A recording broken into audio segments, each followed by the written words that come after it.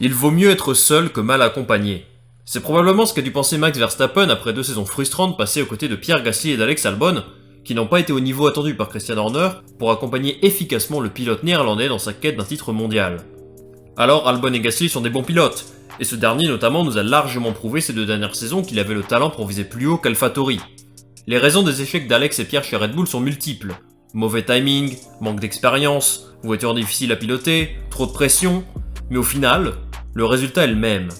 Red Bull a revu sa stratégie pour signer fin 2020 un pilote plus expérimenté ne faisant pas partie de sa filière, Sergio Pérez. En engageant Checo Pérez, Red Bull semblait faire un choix cohérent. Un pilote expérimenté, au top de sa carrière, 4ème du championnat pilote, vainqueur de Grand Prix, parfait pour créer un simulacre de la collaboration avec Daniel Ricciardo qui n'a jamais été vraiment remplacé depuis son départ en 2018. Et Pérez a été capable de faire ce que ses prédécesseurs n'ont jamais réussi, gagner sous les couleurs de Red Bull et permettre à Verstappen de devenir champion du monde. Sur le papier, l'objectif final de Christian Horner est atteint. Pour autant, tout n'est pas rose dans la saison de Pérez.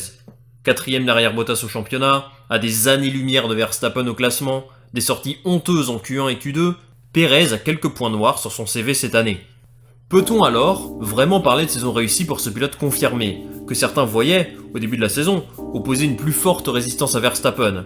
Pérez a-t-il enfin brisé la malédiction du pilote numéro 2 chez Red Bull? Détendez-vous, on analyse ça ensemble.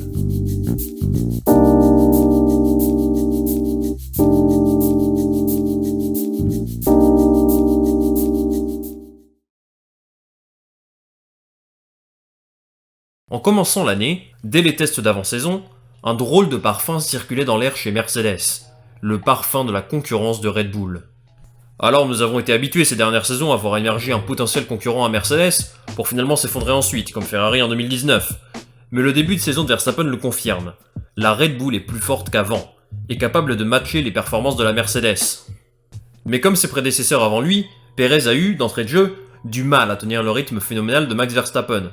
C'est simple, Verstappen a terminé devant lui à toutes les courses, sauf en Azerbaïdjan où il a connu une crevaison, et plus tard dans la saison à Monza, mais bon, ça je pense que vous vous rappelez pourquoi.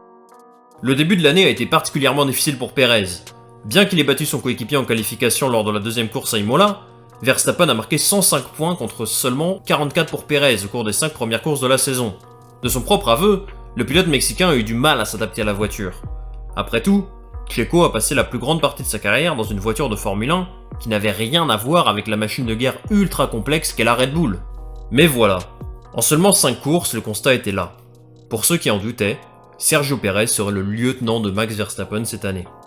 Et après un début de saison compliqué, Checo, opportuniste, décroche sa première victoire sous ses nouvelles couleurs à Bakou. Sa course a été solide, mais il n'aurait pas pu aller gagner en Azerbaïdjan sans l'abandon de Verstappen et l'erreur de Lewis Hamilton à l'avant-dernier tour. Quoi qu'il en soit, il aura réussi ce jour-là à faire ce qu'on espérait de lui, gagner lorsque son leader n'est pas capable de le faire. Cette victoire lance réellement la saison de Sergio, qui enchaîne avec un podium au Grand Prix de France, alors que ce coéquipier gagne la course, et on se dit que la carrière de Checo chez Red Bull est véritablement lancée. Mais il n'en est rien. Pérez connaît une période de disette très difficile, où il enchaîne 8 courses sans podium et passe même derrière Valtteri Bottas et Lando Norris au classement, alors que son coéquipier mène une lutte sans relâche avec Lewis Hamilton pour la victoire chaque week-end.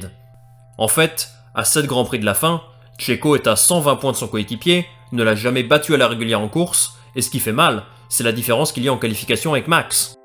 Alors soyons clairs, la qualif n'a jamais été le point fort de Sergio, mais cela a quand même été un grand motif d'inquiétude pour Christian Horner tout le long de la saison.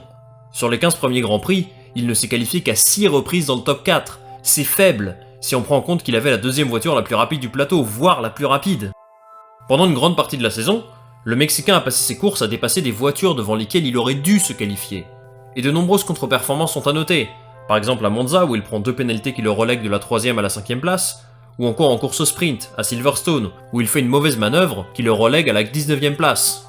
En conséquence, il n'a quasiment jamais été en mesure de jouer un rôle important dans la bataille Max-Lewis pendant la première partie de la saison. Mais à partir du Grand Prix de Turquie, un déclic intervient chez Sergio Pérez qui sera déterminant dans la quête du titre mondial. On regarde ça ensemble, tout de suite.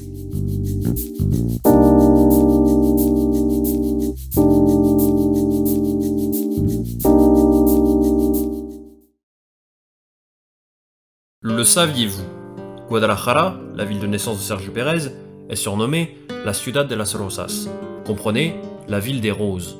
Et si la floraison d'un rosier se passe, généralement, à la fin du printemps, l'éclosion de Sergio Pérez arrive quant à elle au début de l'automne, le 10 octobre exactement, lors du Grand Prix de Turquie à Istanbul.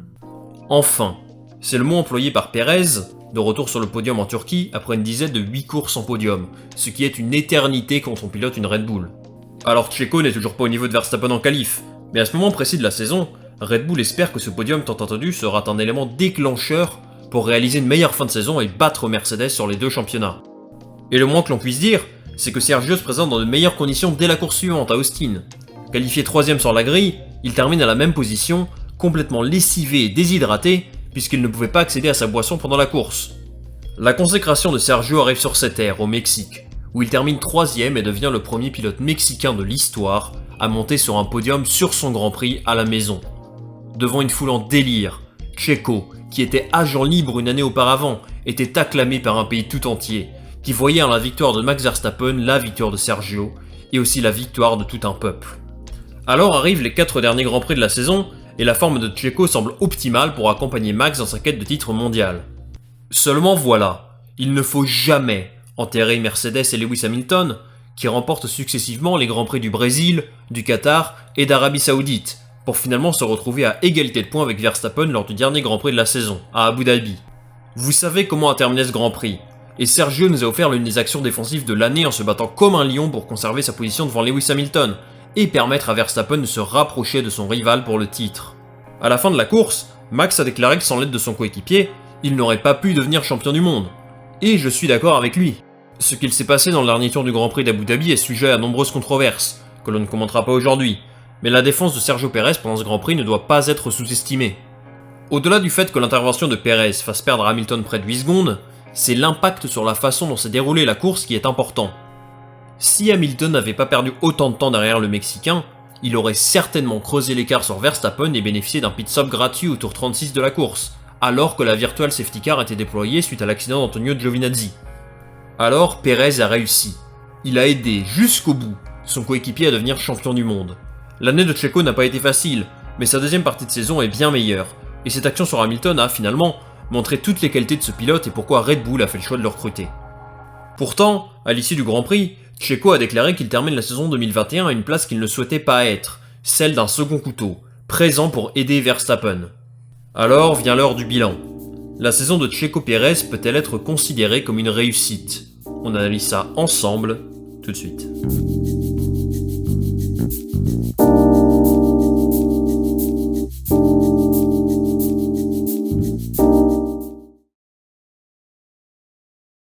Le bilan de Sergio Pérez en 2021 peut être évalué de plusieurs façons. D'abord, fait-il mieux que ses prédécesseurs présents à la voiture Red Bull numéro 2? Il me semble évident que oui. Rappelez-vous, Gasly n'a fait que 12 courses chez Red Bull, pour aucun podium, et Albon a montré un peu plus de performance sur ces 2 saisons chez l'écurie autrichienne, mais a aussi été très irrégulier, vraiment en dessous du niveau attendu dans une écurie de ce niveau. Alors attention, la Red Bull de 2019 et la Red Bull de 2021 n'ont rien à voir. Checo a bénéficié d'une voiture beaucoup plus performante que celle de Gasly, par exemple. Mais tout de même, il a fait ce qu'on attendait de lui. Pérez a gagné dès son 6ème Grand Prix, même si c'était dû à des faits de course, et a montré qu'il était capable de maîtriser cette voiture si particulière. La Red Bull nécessite un style de conduite agressif, similaire à Max, et ce n'est pas forcément la caractéristique principale de Checo, plus connu pour ses capacités à gérer ses pneus.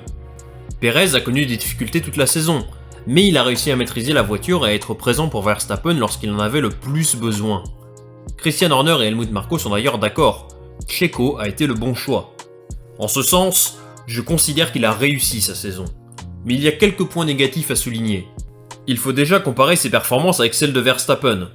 Certes, on savait dès le départ que Max serait le boss, mais Sergio a été relégué à un rang de sous-fifre et s'est fait exploser en course et en qualification dès le départ.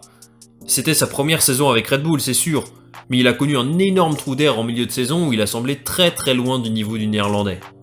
Et ce trou d'air, justement, c'est en partie à cause de ça que Red Bull a perdu le championnat des constructeurs. Pérez a connu quelques moments de malchance, c'est sûr, mais j'ai quand même le sentiment que son alter ego chez Mercedes, Bottas, a été plus solide sur l'ensemble de la saison. Évidemment, il faut nuancer ça. Bottas avait déjà l'expérience de la voiture avec ses 5 saisons chez Mercedes, et Checo n'a pas pu marquer de points sur certains grands prix alors que ce n'était pas de sa faute, comme en Hongrie ou en fin de course à Abu Dhabi. Quoi qu'il en soit, Perez a, selon moi, réalisé une bonne première saison chez Red Bull. Il a manqué de performance certes à certains moments de l'année, il aurait pu faire mieux, mais au final, le résultat est là. Max Verstappen est champion du monde, l'objectif de Christian Horner, et Checo a largement contribué à ce succès. Pour l'année prochaine, Checo devra absolument améliorer son rythme en qualification, être plus constant et fournir le même niveau de performance toute l'année. Avec une année d'expérience dans l'écurie autrichienne, j'attends de lui une saison plus solide du début à la fin. Nous verrons l'année prochaine ce que sont capables de faire Red Bull et Sergio Pérez. Alors, qu'est-ce que vous pensez de la saison de Sergio Pérez? Réussi? Aurait-il pu mieux faire? Dites-moi ça en commentaire et je lirai ça attentivement. Merci beaucoup d'avoir regardé cette vidéo, c'est la dernière de l'année et je voudrais en profiter pour vous remercier de votre soutien ces derniers mois. La communauté grandit chaque jour sur la chaîne et c'est grâce à vous. On se retrouve dès la semaine prochaine pour une nouvelle vidéo. Passez de très bonnes fêtes et à la prochaine.